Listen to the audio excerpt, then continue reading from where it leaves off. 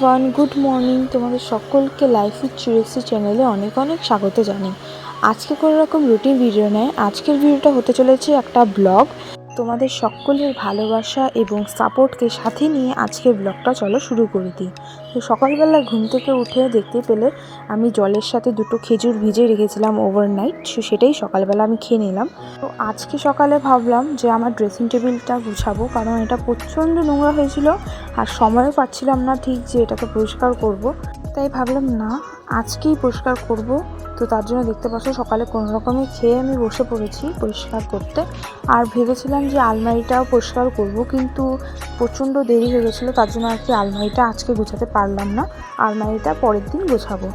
আর এই ড্রেসিং টেবিলটা হলো প্রায় 18-19 বছর আগের। আর এটা হচ্ছে আমার মা বাবার বিয়ের সময়, তো তখন থেকে এটা আছে। তো দেখতে পাচ্ছ কয়েকটা জায়গা ভেঙে গেছে, যেহেতু পুরানো হয়ে গেছে আর কাঠটাও ভালো না, তো তার জন্য আর কি কতগুলো জায়গা ভেঙে গেছে। তো তারপর আমি এখানে সব গুছাগুছি নিয়ে বসে পড়েছি।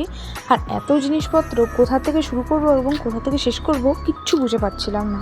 আর প্রচণ্ড ধুলোও হচ্ছিলো, তাই নাকের মধ্যে একটা কাপড় বেঁধে নিলাম, কারণ এর জন্য কিন্তু সর্দি হয় এক সময়। আর আমার ধুলোর থেকে কিন্তু প্রচণ্ড অ্যালার্জি, তা সত্ত্বেও আজকে করতে বসে পড়েছি। তারপর সব ভালো করে মুছে নিয়ে এখানে কাপড়টা পেতে নিচ্ছি। এবার আমি গুছানো শুরু করব। আর এত জিনিসপত্র যে জায়গার প্রচণ্ড অভাব হচ্ছিল, তো তারপরে দেখতে পাচ্ছ কোনো রকমে ভালো করে গুছিয়ে রাখলাম। আর আসলে কি বলতো, যতই গুছাই দুদিন পরে ঠিক আগের অবস্থায় পৌঁছে যায়। কিভাবে হয় সেটা আমি বলতেই পারি না। ড্রেসিং টেবিলটা গুছাতে গুছাতে একদম 2টো বেজে গেছিলো, তার জন্য ভাবলাম আজকে আর আলমারিটা গুছাবো না, এটা পরের দিনকেই গুছাবো। তো তার জন্য আমি সানে চলে গেলাম। তারপর আমি এসে দেখি একটা পার্সেল এসেছে। আর কেন জানি না, যখনই কোনো পার্সেল খুলি তখন মনে হয় যেন গিফট ওপেনিং করছি, তো আমার মনে একটা আলাদাই খুশি থাকে। তারপর পার্সেলটা খুলে নিলাম, আর পার্সেলে রয়েছে একটা স্টাডি টেবিল। আর অনেক দিন থেকেই আমার একটা স্টাডি টেবিলের খুব শখ ছিল, তাই আর কি পূরণ করে নিলাম। তো স্টাডি টেবিলটা ভালোই এসেছিলো, একদম মানে যেরকম দেখিয়েছে সেরকমই এসেছে। তো এই যে দেখতেই পাচ্ছ, একটা ছোট্ট খোপ ছিল যেখানটা বোতল বা কাপ টাপ রাখার জন্য, আর একটা হচ্ছে ফোন বা ট্যাবলেট রাখার জন্য। তো বন্ধুরা, সকালেই ঘুম থেকে উঠে দেখি কি আমাদের এখানে পেয়ারা গাছটা যে আছে, পেয়ারা গাছের নিচে একটা হনুমান বসে ফল খাচ্ছে। আর তার কিছুক্ষণ পরে দেখি আরেকটা হনুমান দেওয়াল দিয়ে দাঁড়াচ্ছে। তো ভাবলাম চলো ভিডিও করে রাখি, তোমাদের সাথে শেয়ার করব। আর আমার কিন্তু প্রচণ্ড ভয় লাগে, তো তার জন্য দূরের থেকে আর কি ভিডিওটা করেছি। আর আজকের সকালে শুরুটা হলো হেড ম্যাসাজ দিয়ে। তো আমি রাত্রে এবং দিনের বেলা সকালে ঘুম থেকে ওঠার পর এটা করে থাকি। এটা করলে আমাদের চুলের ব্লাড সার্কুলেশন বাড়ে এবং চুলটা তাড়াতাড়ি গ্রোথ হয়। আর আজকের ব্রেকফাস্টে আছে রুটি, শসা আলুর তরকারি। তো এই দিয়ে ব্রেকফাস্ট শেষ করে আজকে যেহেতু কথাই ছিল যে আমার আলমারিটা পরিষ্কার করতে লাগবে, তো তার জন্য আর কি লেগে পড়লাম। আর আজকে তেমন একটা কাজ ছিল না, আসলে আলমারিটা গুছাতে তেমন একটা সময় আমার লাগেনি। তো জাস্ট একটু পরিষ্কার করে নিলাম, ভিতরেগুলো পরিষ্কার করিনি, ওগুলো অন্য এক সময় করব। তো ভাবলাম উপরটাই করে নিই, উপরেও অনেক নোংরা ছিল, তো সেটাকে আর কি মুছে টুছে নতুন করে পেতে নিলাম। আর আমি কালকে ড্রেসিং টেবিলের আয়নাটা মুছতে ভুলে গেছিলাম, সেটাই এখন আর কি মুছে দিচ্ছি।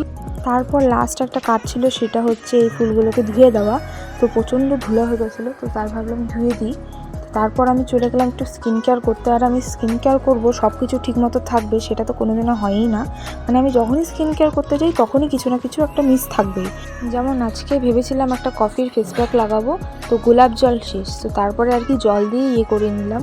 তো এখানে হলুদ আর একটা কফি নিয়েছি, কফিটা নিয়ে জলের সাথে মিক্স করে ফেসে লাগিয়ে নিয়েছি। তো এটাই আর কি আমার স্কিন কেয়ার, দেখতে পাচ্ছ।